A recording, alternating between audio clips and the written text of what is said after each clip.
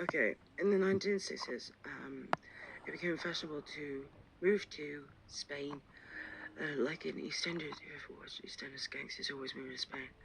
Not strictly tax dodging, but basically as a sort of religious retreat-ish type behaviourism. Tenerife and the Canary Islands were places where nobody went except other famous people, right? And it used to be a place that famous people would go to avoid their fans.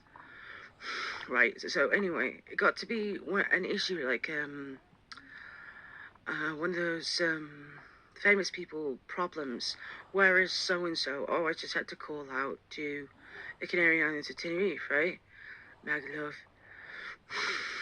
right? To get to them, they're in hiding, right? And when they do that, when celebrities do things like that, they do things like to protect their privacy. Um, Weird things to keep people off the island, like not fixing up local services. Now, recently, I told you, like this about the local Spanish protests against British tourists. Of course, and you know what I mean.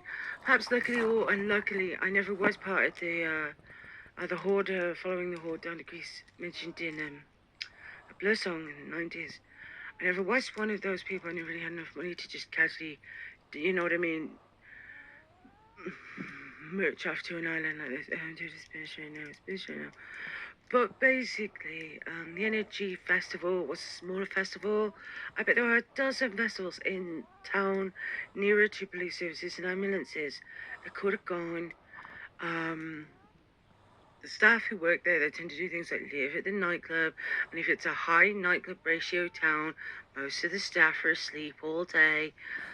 Unfortunately, there's rumours in that area that the place was occupied by Nazis in World War II, and there's no evidence that they made it to the Canary Islands, but they had to go.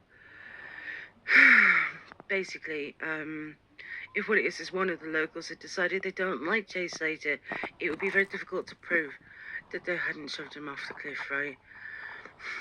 Why was Jay Slater there? Why bother? You follow a celebrity. A celebrity security trying to get him off the property. Was he, you know what I mean?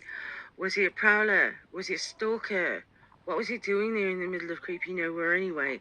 So not enough creepy nowhere in the middle of England or anywhere in England. 4J Slater.